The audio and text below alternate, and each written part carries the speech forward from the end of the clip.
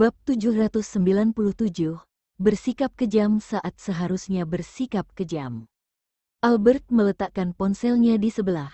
Dia makan sambil mengatakan masalah tentang dirinya ketika tinggal di tempat Rafael.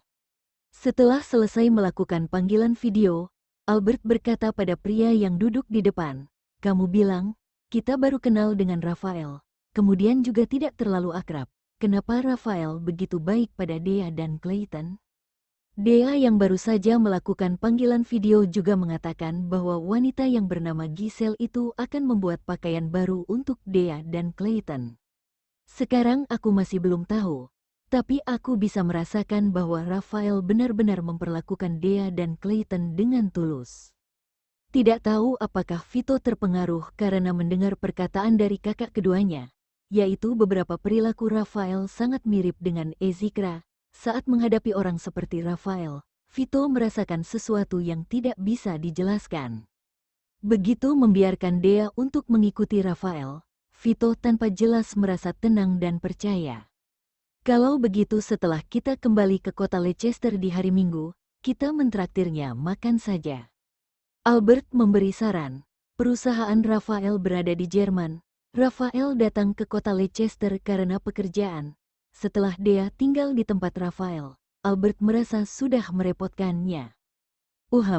Oke." Setelah ragu-ragu sejenak, Vito langsung menyetujuinya. Beberapa saat kemudian, setelah selesai makan malam, keduanya langsung berjalan keluar dari restoran, kemudian kembali ke rumah. Entah apakah Matthew tahu kapan waktu yang tepat atau tidak, setelah kembali ke rumah Albert baru saja selesai mandi. Kemudian Vito baru saja berjalan masuk ke kamar mandi, dan Matthew sudah mengirim pesan ke WeChat Albert.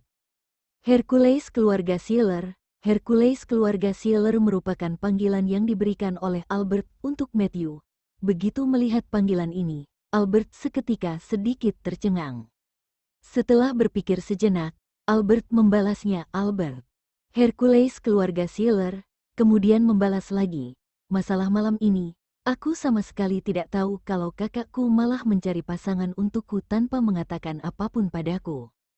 Aku tidak suka wanita bernama Laura itu kok, jadi kamu jangan salah paham." Setelah melihat perkataan ini, Albert langsung teringat Vito menebak bahwa Matthew pasti akan menjelaskannya kepada Albert di malam hari, karena dia tidak ingin membuatnya salah paham.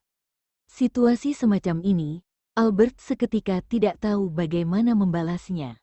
Setelah berpikir sejenak, Albert baru berkata, "Albert, menurutku, kakakmu mungkin peduli padamu. Kakakmu mungkin merasa bahwa karena dirinya sudah punya pasangan untuk menikah. Lagian kamu sudah hampir berusia 30-an, makanya kakakmu mungkin ingin mencari seorang wanita untukmu sebelum dirinya menikah. Kalau nanti kakakmu sudah menikah, dia akan fokus pada keluarganya dan tidak akan bisa terus memperhatikanmu seperti sekarang ini." Setelah mengirim chat tersebut, Albert menunggu sebentar tapi juga tidak melihat Matthew membalas pesannya. Setelah berpikir sejenak, Albert mengirim pesan lagi. "Albert, jika kamu tidak ingin membiarkan kakakmu ikut campur dalam urusanmu, kamu bisa mencari sebuah kesempatan untuk mendiskusikannya dengan kakakmu secara tenang." Hingga Vito berjalan keluar setelah selesai mandi, Albert juga tidak melihat Matthew membalas pesannya. "Matthew mencarimu." Begitu melihat Albert memegang ponsel, Vito bertanya dengan nada yang percaya diri.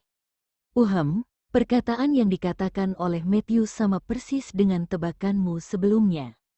Albert berkata sambil mengangguk. "Lalu apa yang kamu katakan?" Vito bertanya lagi.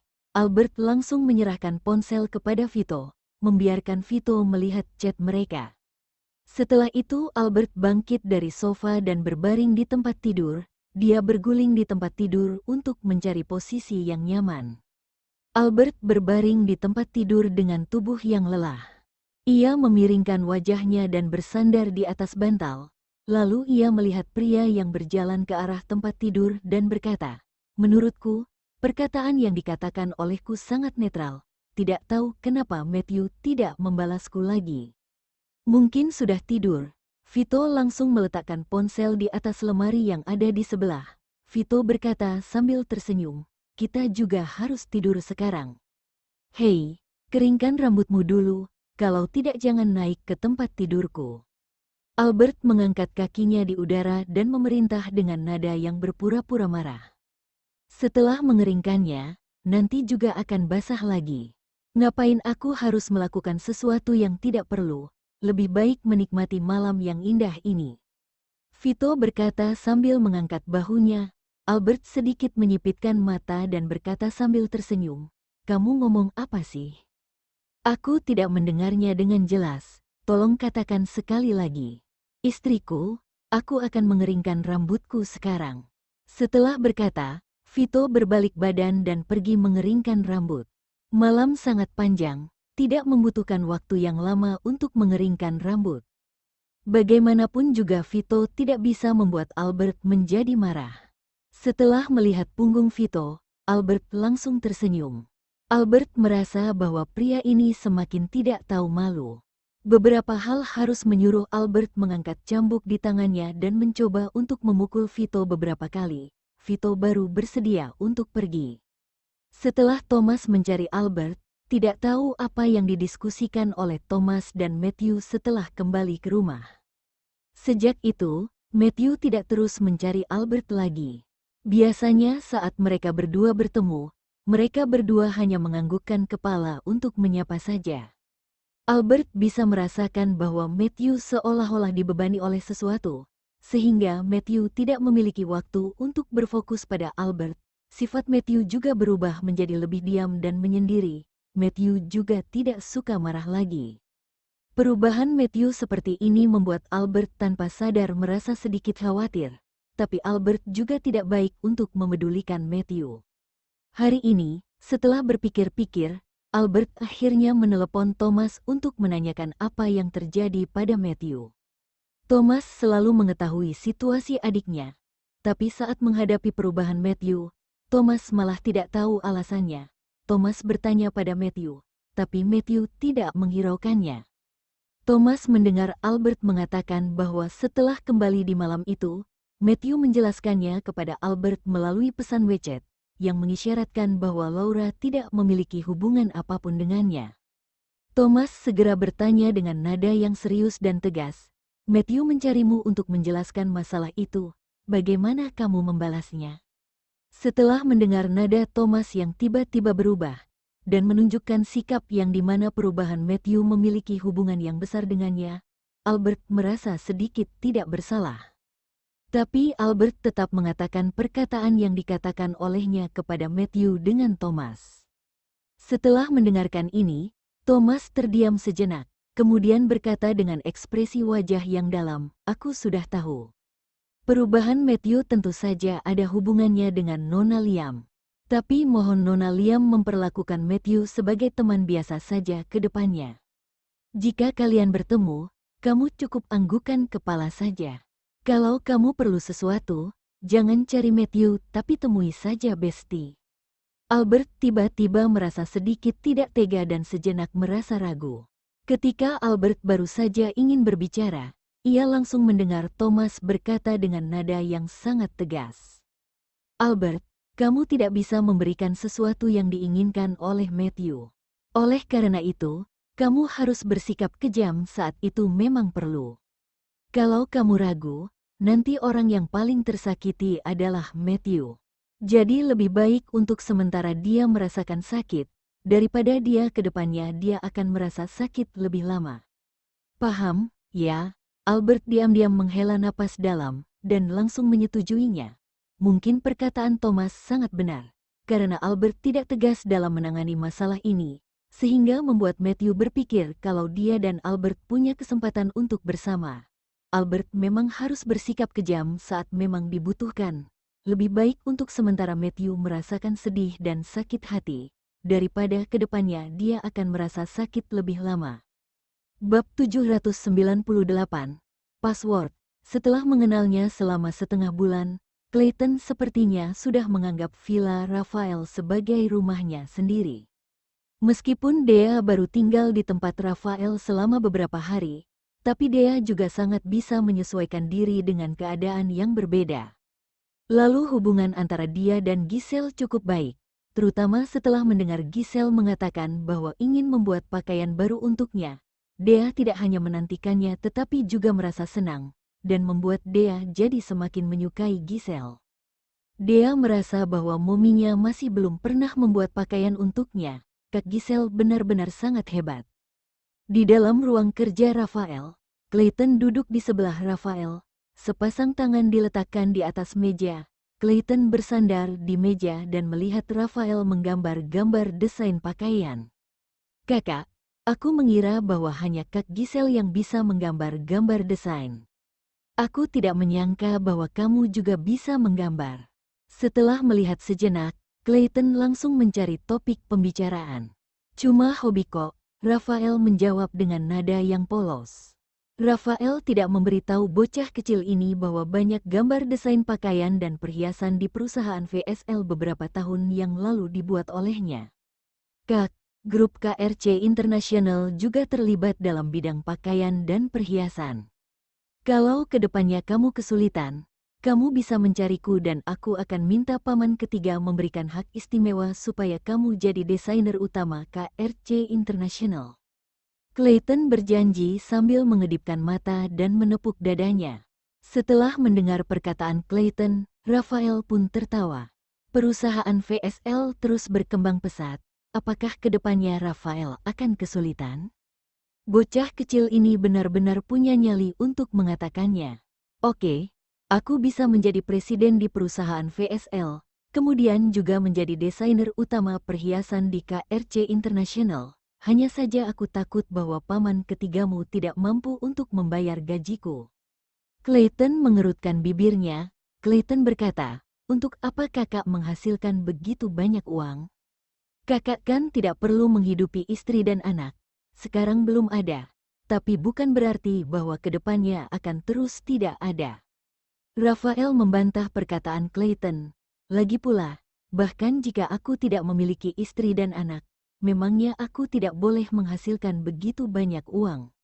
Aku harus punya impian kecil dulu, seperti berusaha menghasilkan uang untuk membeli KRC International. Gimana menurutmu? Mimpimu terlalu berlebihan, Kak. Semangat ya, kamu harus bisa beli KRC International sebelum aku mewarisinya pada putraku. Supaya saat itu, putraku akan bekerja untukmu. Clayton merasa bahwa Rafael benar-benar sangat berani, sampai punya impian kecil yang ingin membeli KRC International. Ini benar-benar tidak mungkin menjadi kenyataan seumur hidupnya. Rafael tersenyum dan tidak berbicara lagi. Rafael menggambar gambar desain dengan fokus. Sebenarnya sesuai dengan skala dan staf karyawan di perusahaan VSL saat ini. Rafael sudah tidak perlu menggambar gambar desain secara pribadi lagi, hanya saja Rafael sudah terbiasa dengan kehidupan yang sibuk, bahkan jika Clayton dan Dea berada di sini. Rafael juga tidak akan sengaja untuk mengubahnya terlalu banyak. Beberapa saat kemudian, Clayton berkata lagi, Kak, kamu download game di laptop supaya aku bisa main dong. Kalau kamu bosan, kamu bisa pergi bermain dengan Dea. Laptop Rafael memakai password yang rumit, banyak hacker sama sekali tidak bisa memecahkannya. Tentu saja Clayton juga tidak memiliki kemampuan itu. Clayton ingin menggunakan laptop Rafael, maka dia harus meminta Rafael yang mengetik passwordnya sendiri. Dea ada di kamar Kak Giselle, jadi tidak punya waktu untuk bermain denganku. Clayton berkata dengan nada yang sedikit sedih. Rafael tidak berbicara lagi dan terus menggambar gambar desain dengan fokus. Clayton juga tidak terus mendesak Rafael untuk menghidupkan laptop. Setelah selesai menggambar sebagian gambar desain, Rafael baru menghidupkan laptop dengan tenang. Jari tangan yang panjang mengetik keyboard dengan cepat, lalu Rafael memasukkan serangkaian password yang sangat rumit. Kamu download game yang ingin kamu mainkan saja. Beberapa dokumen di dalam laptop cukup penting, jadi kalau kamu menghapusnya secara sengaja atau tidak sengaja, aku akan memukul bokong kamu. Meskipun Clayton baru berusia lebih dari 5 tahun, tapi Rafael sama sekali tidak memperlakukan anak itu seperti bocah kecil biasa. Rafael juga tahu bahwa bocah kecil tidak berharap Rafael memperlakukannya seperti anak kecil. Kak, aku tidak akan menyentuh dokumen pekerjaanmu. Kalau gitu, saat aku ingin memainkan laptopmu lain kali, aku boleh menyalakannya sendiri.